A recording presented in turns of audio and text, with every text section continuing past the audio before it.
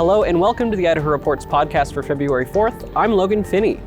Governor Brad Little exempted K-12 public schools from his 3% budget holdbacks earlier this year. But last week, the Budget Committee co-chairs directed all government sectors, including public education, to prepare plans for what an additional 1% and 2% holdbacks would look like if implemented. I sat down on Tuesday with Quinn Perry, Deputy Director of the Idaho School Board Association, to discuss what additional holdbacks would mean on the ground in Idaho's public schools. Quinn, thanks for being here. Thanks for having me. We'll get to the latest budget developments in a moment, but first, what were you hearing from your members as we were coming into this session? The number one thing we're hearing from our members is, of course, the special education funding gap, which I think we'll talk a lot about here today. But that was the number one proactive priority that our members were hearing and concerned about. And the second one is just drops in revenue and what that might mean for the future of public school budgets. Superintendent of Schools Debbie Critchfield did propose $50 million for special ed and then pulled that back when we saw that revenues were lagging. What would that have meant for local school districts? What sort of things would that $50 million request have covered? To be honest with you, that $50 million request coming in supports the already exceeded cost of what it means to provide special education services. I think I heard recently this week that the current gap that schools are facing in what they're spending on special education versus what they're receiving is up to about $110 million. So that $50 million would be going to ensure that those services are able to be provided without reducing other expenses across the general education programs of the school district. You have to provide that mandated special education services to students, which means that other general education programs, have to be looked at or limited in order to make sure that federal mandate is being supplied. And for folks who aren't super involved in their local school, let's say, what sort of services are covered there when we're talking about special education services? It runs the gamut from basic speech language pathology services all the way up to a one-on-one aid for a kiddo that might need support in being navigated through the school building, or perhaps a full-time nurse to address like a feeding tube or a nutritional assistance tube, all the way, really it's personnel to be able to have those one-on-one services to kids that's required and mandated in their individualized education plan. The IEPs, sure. The IEP. Those are very important. We hear about those a lot. Yeah. So now Critchfield has proposed kind of a smaller gap proposal that's not anywhere close to $50 million. What would that targeted investment go to cover? That targeted investment really is for when you get a kiddo that has a need that really just would exceed the financial capacity of a school district. So last year when the bill was proposed, a great example was like an ASL interpreter, where to have, one or two of those, because it turns out like you almost need to split the duties between two people for a full day because it's very exhausting on the interpreter. That can cost anywhere between $100,000 to $150,000 for the school district to be able to provide that service. So that would come in at a time where a school district would have to basically prove that they don't have the financial capacity to meet that need, and that fund would come in and backfill that need for the school district to be able to provide that service. And again, I think that ASL interpreters is a good example, but it's other things like specialized nurses or assistants for kids that might have devices or cleaning, like feeding tubes or things that might need that more intensive specialized care.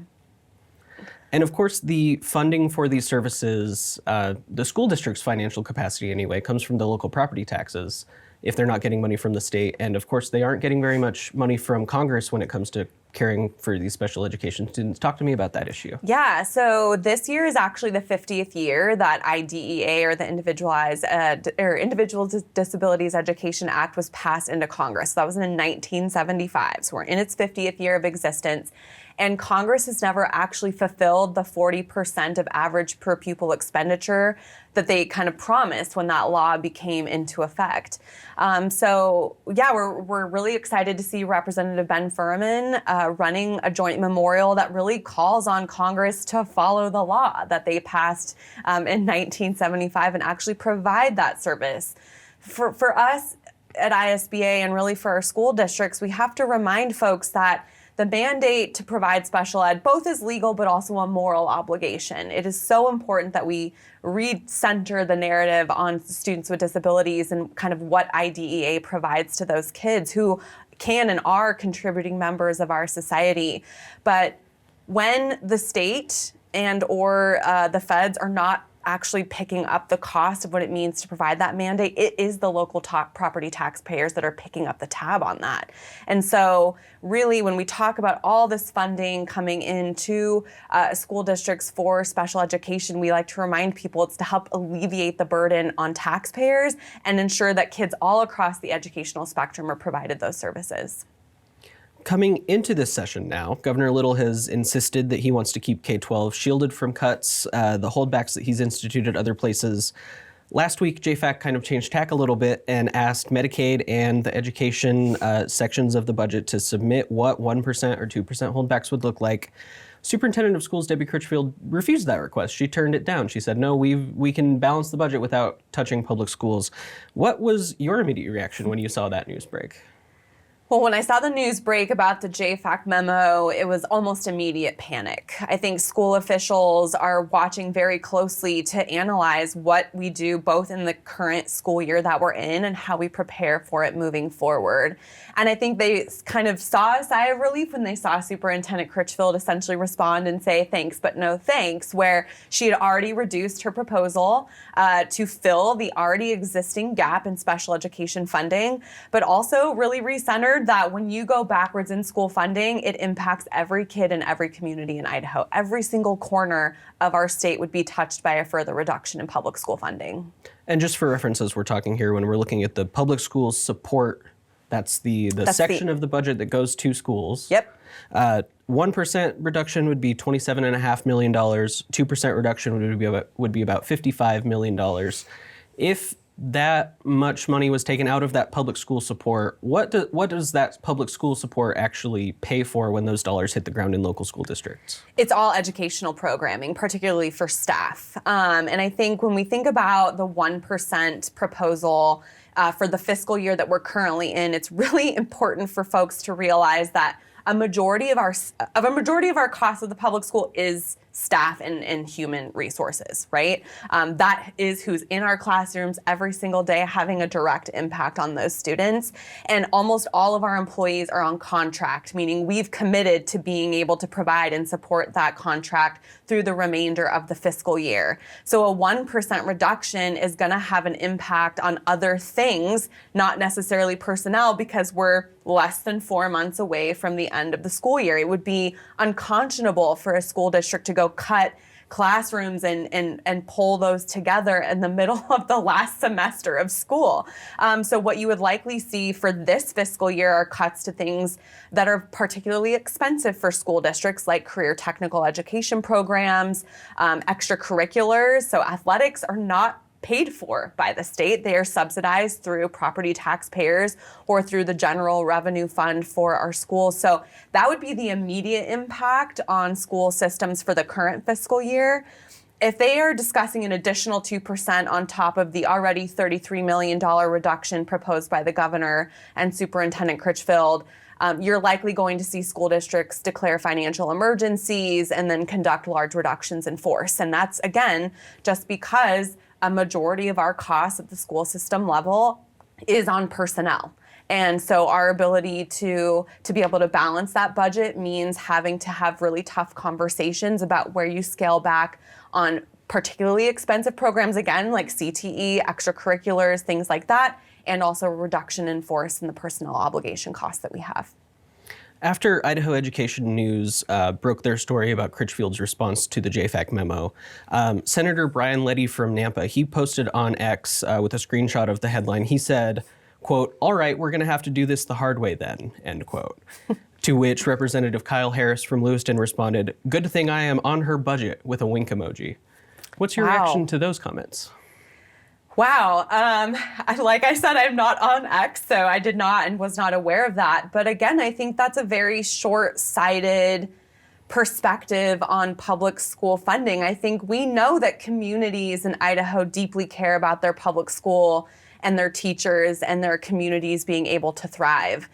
So that type of response feels very dangerous to me, I would say.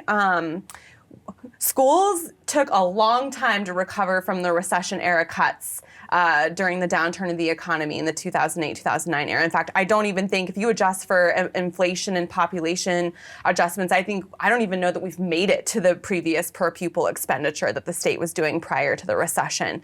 So to hear that at a time where we already know, we have documented evidence that schools are being underfunded, particularly in the area of special education, to kind of double down on that rhetoric is dangerous. Schools in almost every community are the largest employer, and without a doubt, public schools in Idaho are the largest developers of our workforce and for our communities to be able to thrive in the future. If you do not have a sustainable, predictable model of funding to ensure that our schools are able to put out students who are prepared to go into the workforce, that's going to have a negative impact and have long consequential impacts on Idaho's ability to thrive and our economies to be able to thrive.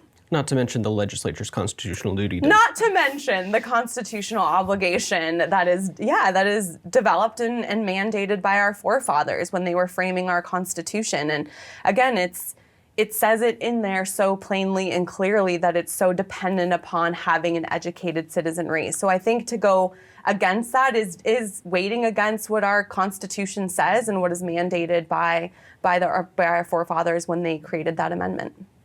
A little while ago, you referenced the cuts that Little and Critchfield did propose, changes to the way that virtual schools are funded and some of those other programs.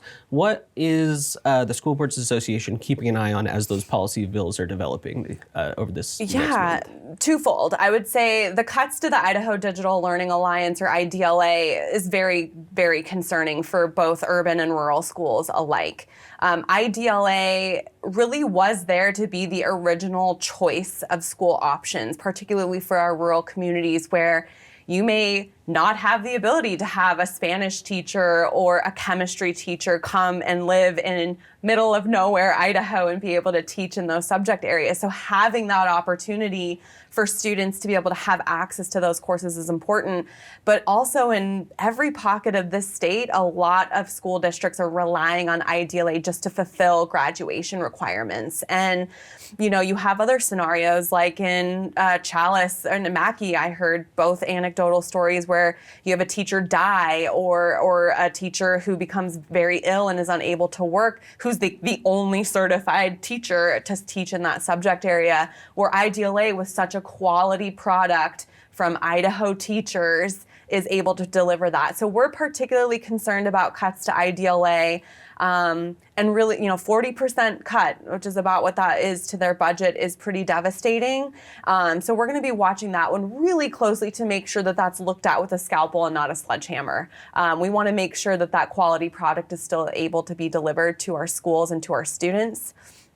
The other virtual school cuts in funding, I think, that one's too soon to tell, if I'm being honest with you. I think there are perfectly good criticisms coming from our state, from our governor and from Superintendent Critchfield, particularly around the OPE study on the Home Learning Academy. Sure. I think IHLA, not yes, IDLA. not IDLA, not to be Idaho confused. Home Learning, yes. Correct, and we love acronyms in public education, so hopefully folks can keep up. But yeah, the Home Learning Academy OPE study around particularly that supplemental learning funds, where you saw checks being cut to parents and they're being concerned about that accountability. I think we share that same concern there. However, virtual students are still public school students. And I think really more than anything, I'm hopeful that we can have a thoughtful conversation in a policy context about maybe the differences in what it means to fund a virtual classroom versus to fund a brick and mortar classroom. So on that one, we're hoping those are thoughtful conversations and ensure that no matter what we do, we have to make sure that we're not impacting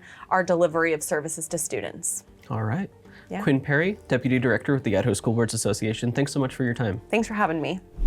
Thanks so much for listening. We have much more discussion of the revenue picture and possible budget reversions in this week's episode of Idaho Reports. Thanks for joining us on the Idaho Reports podcast. Watch the full show Thursday nights at 8:30 p.m. on Idaho Public Television, or stream episodes at idahoreports.org or in the PBS app. Sign up for the email newsletter to get a roundup of coverage to your inbox each week, delivered straight from the State House. You'll find all the links online at idahoreports.org. Presentation of Idaho Reports on Idaho Public Television is made possible through the generous support of the Laura Moore Cunningham Foundation, committed to fulfilling the Moore and Bettis family legacy of building the great state of Idaho, with additional major funding provided by the estate of Darrell Arthur Kammer in support of independent media that strengthens a democratic and just society, and by the Hansberger Family Foundation, by the Friends of Idaho Public Television, the Corporation for Public Broadcasting, and donations to this station from viewers like you. Thank you.